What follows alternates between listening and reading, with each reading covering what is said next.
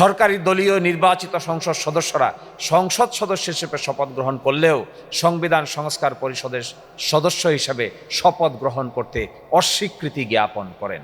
এর মাধ্যমে জুলাই জাতীয় সনদ বাস্তবায়ন আদেশ 25-এর বিধান সুস্পষ্টভাবে লঙ্ঘন করা হয়। যেহেতু কোনো অন্তর্বর্তীকালীন আদেশ নাই, সুতরাং জুলাই জাতীয় সনদ সংবিধান সংস্কার বাস্তবায়ন আদেশ 2025 স্টিল এ ভ্যালিড ল।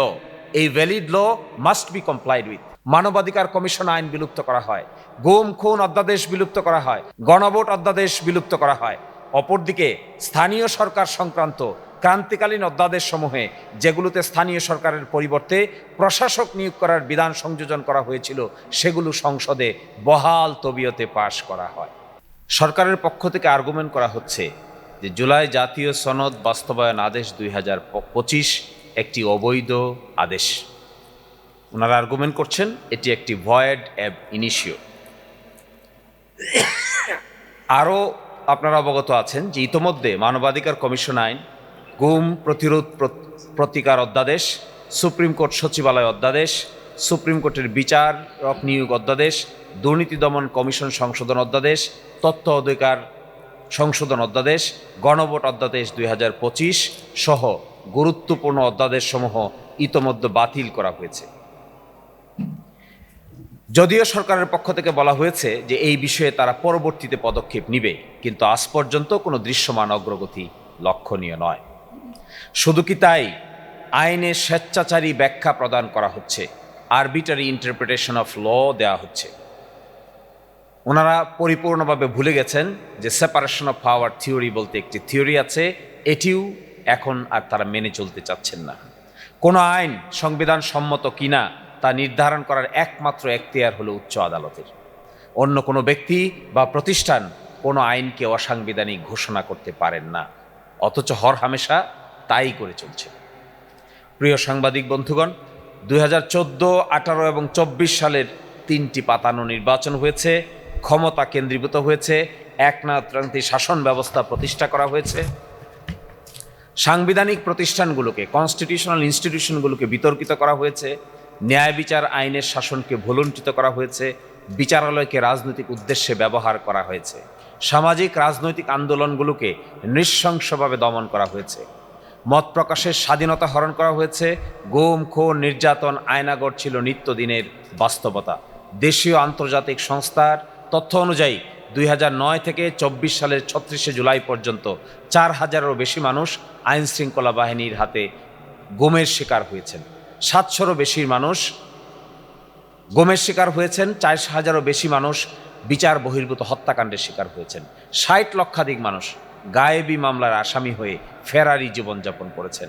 সভা সমাবেশ সংকুচিত করা হয়েছে, ভয়ের সংস্কৃতি বা সেন্স অফ ফিয়ার তৈরি করা হয়েছে।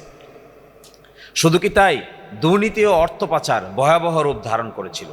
পাচার করা অর্থে কানাডায় বেগমপাড়া গড়ে তোলা হয়েছে, ব্যাংকিং খাতকে দেউলিয়া করা হয়েছে, অযাচিত ফোনে ভুইফোর ব্যক্তি বা কোম্পানিকে শত শত কোটি টাকা লোন দেওয়া হয়েছে, যা এখন ভয়ঙ্কর লোন ডেফল্টারের কেস কোর্টগুলোতে এসে হাজির হচ্ছে। ভয়ঙ্কর নভেম্বরের মতো ঘটনা ঘটেছে, কেন্দ্রীয় রিজার্ভ ব্যাংক রিজার্ভ চুরি হয়েছে, 16 বছরে প্রায় 30 লাখ কোটি টাকা মানি লন্ডারিং হয়েছে। একনায়কতান্ত্রিক শাসন ব্যবস্থাকে সুদৃঢ় করতে সংবিধানের 5ম সংশোধনী পাশ করা হয়েছে। 7-এর ক, খ অনুচ্ছেদের মতো বিধান সংযোজন করে মানুষের কণ্ঠ রোধ করা হয়েছে। সংবিধানের অনুচ্ছেদ সমূহের প্রয়োজনীয় সংশোধনের রাস্তা বন্ধ করে দেওয়া হয়েছিল। বিলুপ্ত করা হয়েছিল সংবিধান সংশোধন সংক্রান্ত গণভোটের ব্যবস্থাও। পাশাপাশি 4 ক, 5ম, 6ষ্ঠ, 7ম তফসিল সংবিধানে যোগ করে কর্তৃত্বপরায়ণ শাসন ব্যবস্থা প্রতিষ্ঠা করা হয়েছিল। ফলশ্রুতিতে এক ব্যক্তির শাসন প্রতিষ্ঠা হয়েছিল। রাষ্ট্রের গণতান্ত্রিক চরিত্র, রিপাবলিকান ক্যারেক্টার পরিবর্তন হয়ে একনায়কতান্ত্রিক বা অথরিটেটিভ ক্যারেক্টারে রূপান্তরিত হয়েছিল। এভাবে বছরের পর বছর ক্ষমতার অপব্যবহার, নাগরিক স্বাধীনতা হরণ, নির্যাতন, নিপীড়নের হতাশ এবং গভীর ক্ষোভের জন্ম হয়েছিল। দীর্ঘদিনের সেই চাপা ক্ষোভ অবশেষে আগ্নেয়গিরির অগ্ন্যোৎপাতের মতো বিস্ফোরিত হয়ে 2024 সালের জুলাই মাসে প্রস্ফুটিত হয়। সেই বিস্ফোরণ কেবল ক্ষোভের বহিঃপ্রকাশ ছিল না, ছিল অধিকার, মর্যাদা ও গণতন্ত্র পুনরুদ্ধারের এক অদম্য জন আকাঙ্ক্ষার দুরন্ত বহিঃপ্রকাশ। পরিশেষে উত্তাল জনতার স্রোতে ভেসে যায় 16 বছর ধরে গড়ে ওঠা একনায়কতান্ত্রিক শাসন ব্যবস্থা। তাসের ঘরের মতো ভেঙে পড়ে ক্ষমতার মসনদ। অগণিত ছাত্র জনতার আত্মত্যাগ, পঙ্গুত্ববরণ, নির্যাতন, দুঃসহ বেদনা বেদুর গল্প আর শহীদ আবু সাঈদ, মুগ্ধ, ফায়াজ সহ 1400 শহীদের রক্তের সিঁড়ি বেয়ে আমরা ফিরে পাই নতুনভাবে পথ চলার প্রেরণা। রক্তক্ষয়ী অভ্যুত্থানের পর দেশ পরিচালনার জন্য একটি অন্তর্বর্তীকালীন সরকার গঠিত হয়। জনগণের সার্বভৌম ইচ্ছার বহিঃপ্রকাশ হিসেবে 3টি প্রধান লক্ষ্য বিচার, সংস্কার এবং নির্বাচন নিয়ে সরকার পথ চলতে শুরু করে। তন্মধ্যে নির্বাচন সম্পন্ন হয়েছে, বিচার প্রক্রিয়া চলমান আছে, কিন্তু সবচেয়ে গুরুত্বপূর্ণ কাজ সংস্কার এখনও অধরাই থেকে গেছে। সংস্কারের লক্ষ্যে 2024 সালের 7 অক্টোবর অন্তর্বর্তীকালীন সরকার সংবিধান সংস্কার কমিশন গঠন করে। দীর্ঘ পর্যালোচনা ও মতবিনিময়ের পর কমিশন 2025 সালের 31 জানুয়ারি সরকারের কাছে তাদের প্রতিবেদন জমা দেয়। 2025 সালের 15 ফেব্রুয়ারি সকল রাজনৈতিক দলের অংশগ্রহণে গঠন করা হয় জাতীয় ঐকমত্য কমিশন। ওই ঐকমত্য কমিশনে দেশের 33টি রাজনৈতিক দল অংশগ্রহণ করে। ঐকমত্য কমিশন সকল রাজনৈতিক দলের সাথে আলোচনার মাধ্যমে জুলাই জাতীয় সনদ প্রণয়ন করেন। জুলাই জাতীয় সনদের সংস্কার সংক্রান্ত সর্বমোট 84টি প্রস্তাব অন্তর্ভুক্ত করা হয়। তন্মধ্যে 47টি প্রস্তাব ছিল সংবিধান সংক্রান্ত এবং বাকি 37টি প্রস্তাব ছিল আদেশ, অধ্যাদেশ এবং বিধি দ্বারা প্রণয়ন করার জন্য। প্রশ্ন উঠে, এই সনদ বাস্তবায়নের পদ্ধতি কি হবে? কোনটি সবচেয়ে বেশি টেকসই এবং কার্যকর পদ্ধতি হিসেবে পরিগণিত হবে? এরই ধারাবাহিকতায় 2025 সালের 13 নভেম্বর মহামান্য রাষ্ট্রপতি জনগণের সার্বভৌম ক্ষমতা বলে জুলাই জাতীয় সনদ সংবিধান সংস্কার বাস্তবায়ন আদেশ 2025 জারি করেন। এই আদেশের মাধ্যমে জুলাই জাতীয় সনদ বাস্তবায়নের পূর্ণাঙ্গ রোডম্যাপ নির্ধারণ করা হয়। আদেশের 3 নম্বর অনুচ্ছেদ অনুযায়ী বলা হয়, জনগণের সার্বভৌম ক্ষমতার প্রয়োগের উদ্দেশ্যে এই আদেশ এবং জুলাই জাতীয় সনদের সংবিধান সংস্কার সম্পর্কিত অংশ গণভোটে উপস্থাপন করা হবে। গণভোটের প্রশ্ন কি হবে তা নির্ধারণ করা হয় 4 নম্বর অনুচ্ছেদে। গণভোটের প্রশ্নে বলা হয়, হা ভোট বিজয়ী হলে তত্ত্বাবধায়ক সরকার সহ অন্যান্য সাংবিধানিক প্রতিষ্ঠান জুলাই জাতীয় সনদ অনুযায়ী ঢেলে সাজানো হবে। আগামী জাতীয় সংসদে হবে দ্বিকক্ষ বিশিষ্ট, যেখানে উচ্চকক্ষ থাকবে 100 সদস্য বিশিষ্ট। এছাড়া জুলাই জাতীয় সনদে যে 30টি প্রস্তাবের বিষয়ে সকল রাজনৈতিক দল ঐকমত্য হয়েছে, সেগুলো বাস্তবায়ন করতে নির্বাচিত সরকার বাধ্য থাকিবে। 5 নম্বর অনুচ্ছেদে বলা হয়, জাতীয় সংসদ নির্বাচনের দিনেই একটি গণভোট অনুষ্ঠিত হবে। 7 নম্বর অনুচ্ছেদে বলা হয়, গণভোট হা হলে, ভোট বিজয়ী হলে জাতীয় সংসদ নির্বাচনে নির্বাচিত প্রতিনিধিদলের সমন্বয়ে একটি সংবিধান সংস্কার পরিষদ গঠন করা হবে। এই পরিষদ প্রথম অধিবেশন থেকে 160 দিন কার্যদিবসের মধ্যে জুলাই জাতীয় সনদ ও গণভোটের রায় অনুযায়ী সংবিধান সংস্কার কাজ সম্পন্ন করবেন। গণভোট গ্রহণের কার্যপদ্ধতি নির্ধারণের লক্ষ্যে 25 নভেম্বর 2025 গণভোট অধ্যাদেশ 2025 জারি করা হয়। উল্লেখ্য, জুলাই সনদ বাস্তবায়নের লক্ষ্যে গণভোট আয়োজন কিংবা এর পদ্ধতি নিয়ে সে সময় কেউই কোনো প্রশ্ন উত্থাপন করেননি। সবাই একযোগে গণভোটের সিদ্ধান্ত অনুযায়ী সংবিধান সংস্কারের কথা বলেছিলেন। আদেশের নির্ধারিত পদ্ধতিতে 12 ফেব্রুয়ারি 2024 তারিখে জাতীয় নির্বাচনের পাশাপাশি একই সময় সংবিধান সংস্কার তথা জুলাই জাতীয় সনদের ওপর ঐতিহাসিক গণভোট অনুষ্ঠিত হয়। সংশোধিত চূড়ান্ত ফলাফল অনুযায়ী গণভোটের ভোটদান হার ছিল 60.26%। প্রদত্ত ভোটের মধ্যে প্রস্তাবিত সংবিধান সংস্কারের পক্ষে হা ভোট রায় দেন 68% মানুষ।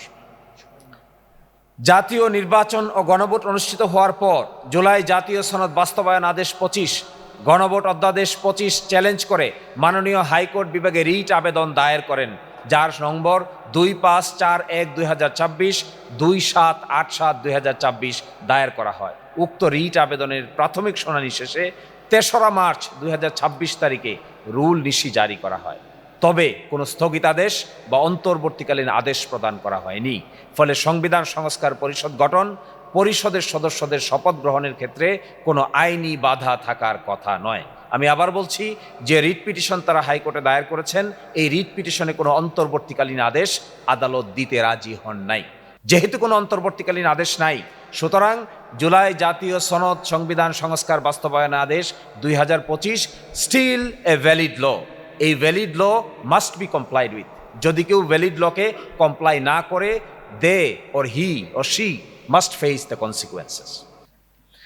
2026 সালের 17ই ফেব্রুয়ারি জাতীয় নির্বাচনে বিজয়ী প্রার্থীদের সংসদ সদস্য হিসেবে শপথ গ্রহণ অনুষ্ঠিত হয়।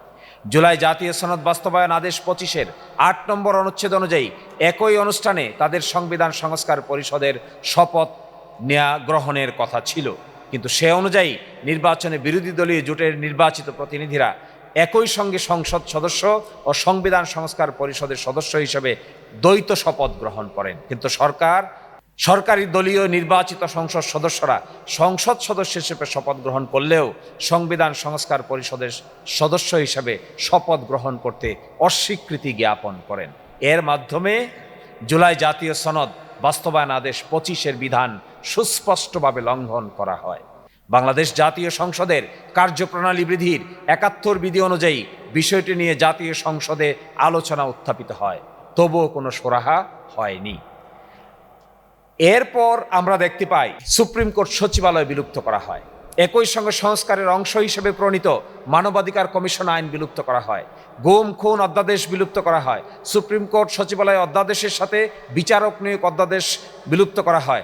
দুর্নীতি দমন কমিশন অধ্যাদেশ বিলুপ্ত করা হয়। গণভোট অধ্যাদেশ বিলুপ্ত করা হয়। অপরদিকে স্থানীয় সরকার সংক্রান্ত ক্রান্তিকালীন অধ্যাদেশ সমূহে, যেগুলোতে স্থানীয় সরকারের পরিবর্তে প্রশাসক নিয়োগ করার বিধান সংযোজন করা হয়েছিল, সেগুলো সংসদে বহাল তবিয়তে পাশ করা হয়। সম্প্রতি দেশের সর্বোচ্চ আদালত মাননীয় আপিল বিভাগ পঞ্চদশ সংশোধনীর মামলার রায় ঘোষণা করেন। 2024 সালের গণ অভ্যুত্থানের পর এই সংশোধনীর বৈধতা চ্যালেঞ্জ করে সুজনের সম্পাদক জনাব মদিউল আলম মজুমদার একটি রিট আবেদন দায়ের করেন। উক্ত রিট আবেদন শুনানি শেষে 2024 সালের 17 ডিসেম্বর হাইকোর্ট বিভাগ তত্ত্বাবধায়ক সরকার ব্যবস্থা গণভোট সংক্রান্ত বিধান ফিরিয়ে আনার আদেশ দেন। পাশাপাশি সংবিধানের 7-এর ক, 7-এর খ, সংবিধানের 44-এর 2 অনুচ্ছেদ বাতিল ঘোষণা করেন। উক্ত রায়ের বিরুদ্ধে 3টি আপিল দায়ের করা হয়। প্রাথমিকভাবে পুরো সংবিধান সংশোধনী বাতিলের আলোচনা আসলেও অবশেষে নানাবিধ সাংবিধানিক ও আইনগত জটিলতার সৃষ্টি হতে পারে ভেবে হাইকোর্টের রায়কে পরিপূর্ণভাবে বহাল রাখা হয়। আর সেই সময় আদালত সিদ্ধান্ত নেন যে জাতীয় নির্বাচন পর্যন্ত শুনানি স্থগিত রাখা হবে। ইলেকশনের আগে শুনানিতে আসছিল তখন, এবং গণভোট জনগণের সিদ্ধান্তের পরিপ্রেক্ষিতে পরবর্তী সিদ্ধান্ত গ্রহণ করা হবে। অবশেষে 26 সালের 9 জুলাই 3 দিনের শুনানি শেষে মাননীয় আপিল বিভাগ প্রধান বিচারপতির নেতৃত্বে আপিল সমূহ খারিজ করে হাইকোর্টের রায় বহাল রাখেন। এর ফলে সংবিধানের 7-এর ক, 7-এর খ অনুচ্ছেদ বাতিল হয়। তত্ত্বাবধায়ক সরকার ব্যবস্থা পুনঃপ্রতিষ্ঠিত হয়। সংবিধান সংশোধনের ব্যাপারে গণভোটের বিধান পুনর্বহাল হয়। মৌলিক অধিকার বলবৎ করার ব্যাপারে হাইকোর্টে রিট পিটিশন দায়ের করার একমাত্র ফোরাম নির্ধারণ করা হয়। তবে পঞ্চদশ সংশোধনীর অবশিষ্ট বিষয়গুলো সম্পর্কে সিদ্ধান্ত নেওয়ার দায়িত্ব জাতীয় সংসদের ওপরেই ন্যস্ত করা হয়। পরিস্থিতি বিবেচনায় এটি নিঃসন্দেহে একটি সঠিক ও কার্যকর সিদ্ধান্ত। এর রায়ের পর এখন সংবিধান সংস্কার ও জুলাই জাতীয় সনদ বাস্তবায়নের পথ সুগম হয়েছে। সমগ্র জাতির প্রত্যাশা পূরণের এটিই মোক্ষম সময়।